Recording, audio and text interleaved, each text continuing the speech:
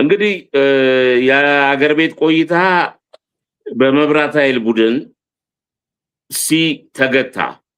ከዛ በኋላ ቀጥታ ወደ አሜሪካን ሀገር አመራ።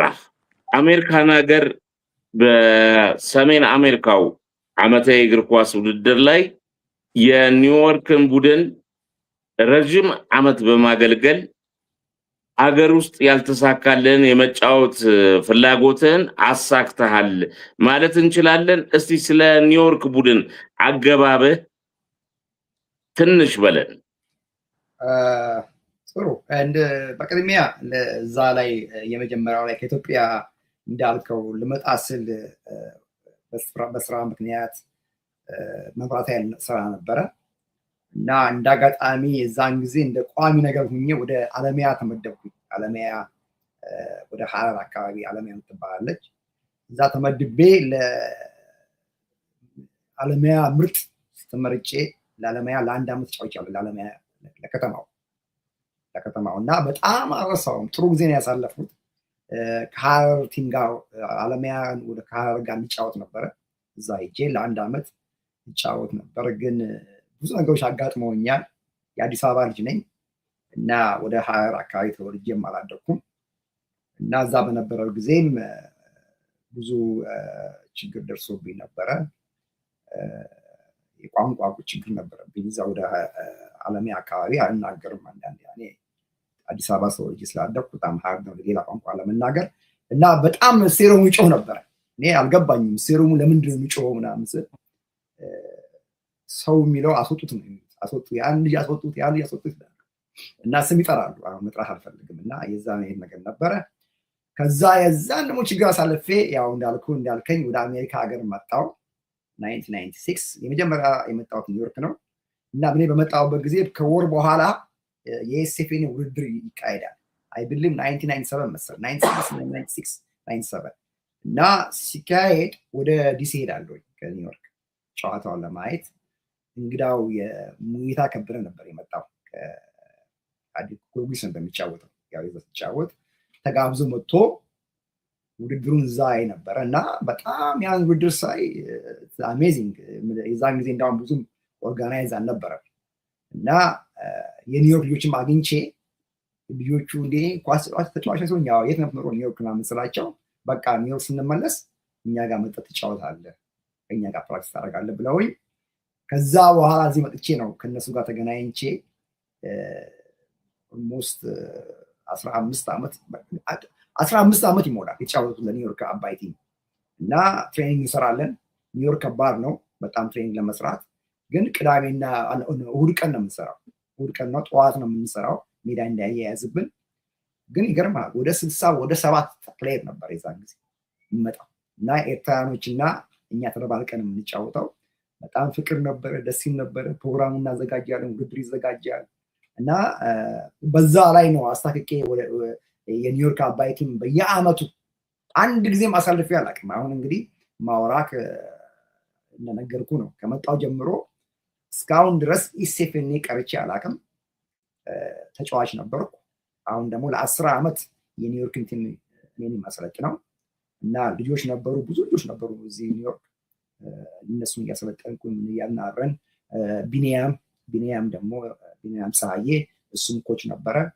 እሱም እኔም አብረን እንሰራለን። አማራ ይባል ነበረ። በተራ እየተቃየረ ከዛ አሁን ግን ለረጅም ጊዜ ሁሉም ሰው ኃላፊነቱን ስለፈራ እና ደግሞ የኮቹን እዚህም የኒውዮርክ ሬድ ቡልስ የሚባል ክለብ ምናልባት ሰምተህ ታውቃለህ። የኒውዮርክ ሬድ ቡልስ ኮች አካዳሚ ነው የምሰራው እና ሶከር ኪድስ ኤንዋይሲ የሚባል አለ። እነዚህ ኒውዮርክ ውስጥ የታወቁ ክለቦች አሉ። የእነሱ ሄድ ኮች ነው የምሰራው። ሄድ ኮች ነው የምሰራው። ብዙ ጊዜ 3-4 አሲስታንስ ኮች ቢሃይንድ ያሉ ያው የዚህ ሀገር ሰዎች ናቸው። እኔ ነኝ ብዙ ጊዜ ቲም የምመራው። ብዙ ቲሞችን መርቻለሁ። ሚድል ስኩል ብዙ ሚድል ስኩል ኮች አድርጌያለሁ እዚህ ኒውዮርክ ውስጥ።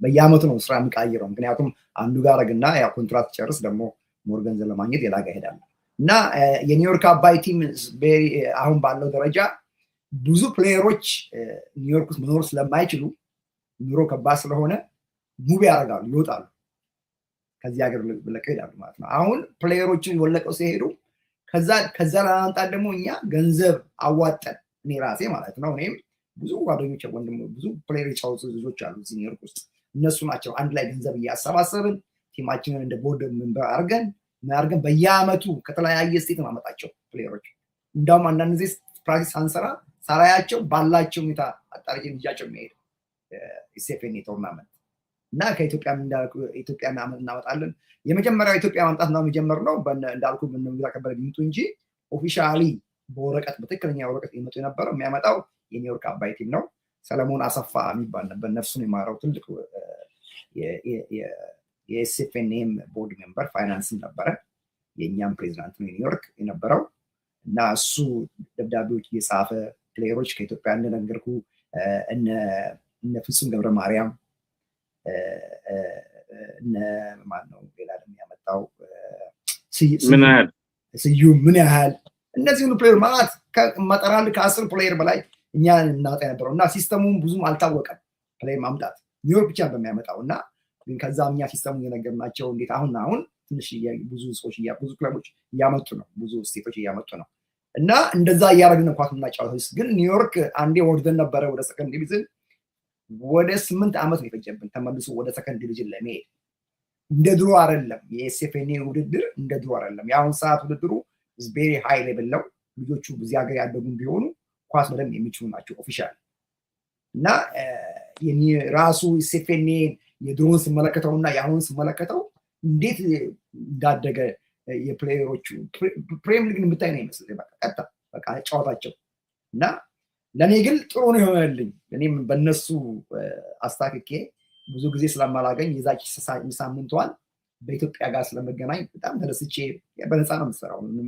ገንዘብ የሚከፈለም የለም ስራዬን ጥዬ ነው የሚሄደው እና ግን እንዴት ያስደስታል መሰለህ ከሀገር ልጆች ጋር ተገናኝተህ ሰብስበህ መጫወት መገናኘቱ ለእኔ ትልቅ ደስታ የሚሰጠኝ እሱ ነው የኤስኤፍኤን ውድድር እና በዛ አይነት ነው የአሰልጣኝነት ደረጃም ተጫውቼም እንደገና አሁን ደግሞ በመወደው ስራ ላይ ነው ያለሁት እንመለሳለን በዚህ ዓለም አስፍሽ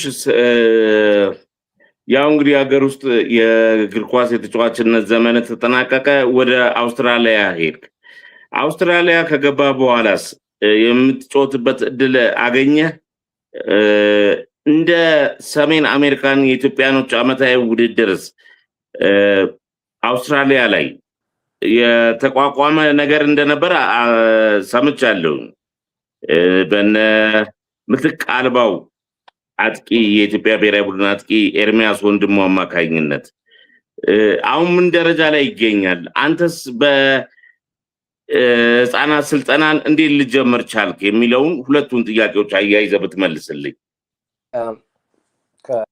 ኔትወርክ አሁንም ችግር አለ በጣም ይቅርታ እንግዲህ አይደል ነው አይ ችግር የለም ከኢትዮጵያ ወደ ካይሮ ነበር የሄድኩት ካይሮ 1 ዓመት ከ8 ወር አካባቢ ቆይቼ ነበር የመጣሁት እና እዚህ ስንመጣ ከኛ በፊት ልጆቻቸው ያቋቋሙት ከዛ እኔ በመጣው ጊዜ ውስጥ ግን አንድነት የሚባል ቡድን ተቋቁሞ ነበር እና ስንመጣ በቀጥታ አንድነት ቡድን የተጫወት ነው ሎ ዲቪዥን ቢሆን ከዚህኛል እኔ አሰልጣኝ ሆንኩኝ ሞቲቬሽን አልነበረም ኳስ ለመጫወት እዛ በኋላ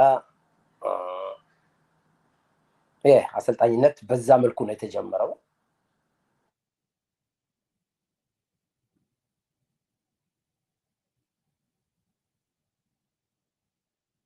ያው እንደ አየራ ይከበራል ዲሴምበር ላይ ከዛ በኋላ ሁሉም ቲም ያቋቁምና ቲም ያቋቋምን እንጫወታለን በተረፈ እና ከዛ ጊዜ ጀምሮ እስካሁን ድረስ አሰልጣኝ ነኝ ለየት ባለ መልኩ ምኖረውም እያሰለጠንኩ ነው መበላው መጠጣው በክራይም መከፍለው እነዚህ ጉዳዮች ነው